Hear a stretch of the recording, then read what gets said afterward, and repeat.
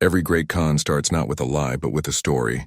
For Shimon Hayut, a man with a history of petty fraud in Israel, his story began with a single calculated decision. The theft of a name, not just any name, but one synonymous with unimaginable wealth, Leviev.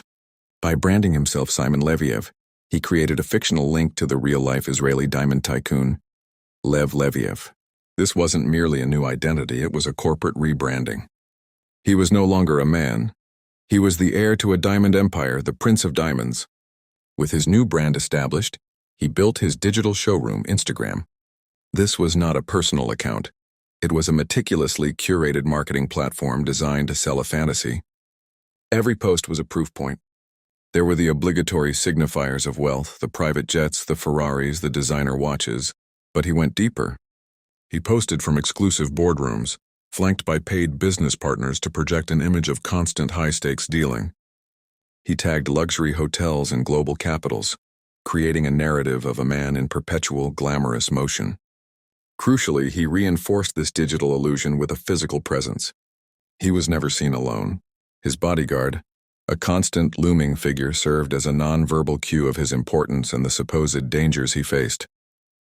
This entourage wasn't for protection, it was for perception.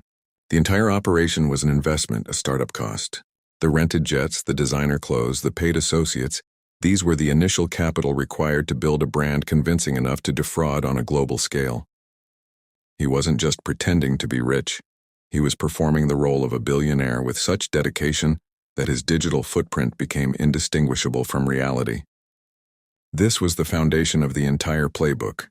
Build an illusion so complete that it becomes the only truth his targets see.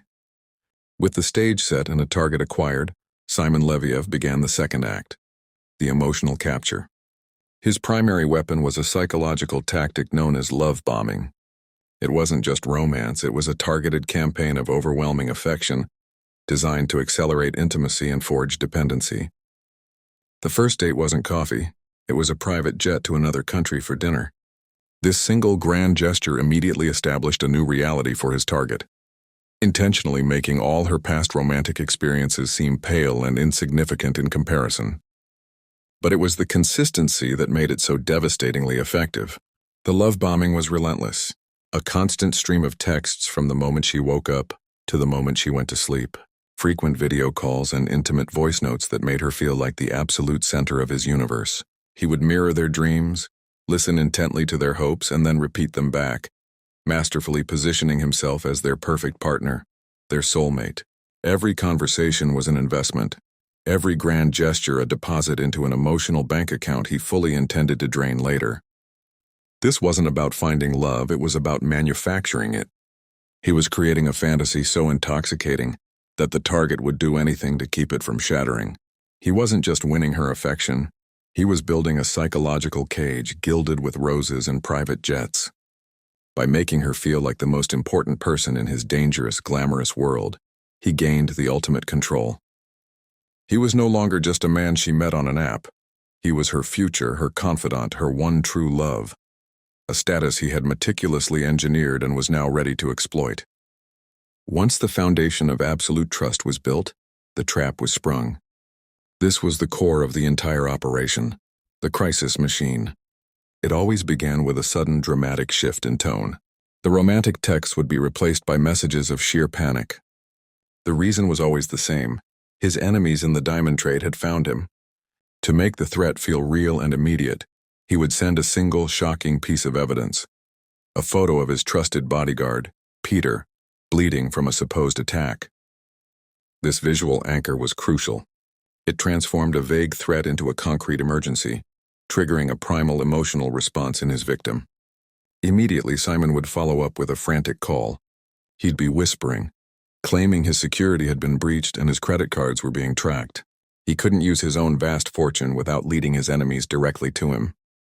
The logic was airtight and designed for a moment of panic. He wasn't asking for a handout. He was a billionaire in a temporary jam asking for a logistical bridge. The ask was always specific and escalating. It started with a flight booked on her credit card. Then he'd need a new American Express card in her name to cover his expenses while he was in hiding. He would send her fraudulent documents, Fake pay stubs, forged bank statements to help her secure the loans and credit limits he demanded. By making her an active participant in the fraud, he deepened her complicity. She wasn't just sending money, she was now a partner in his survival, an investor in their shared future. Her bank account was emptying, but in her mind she was saving the man she loved.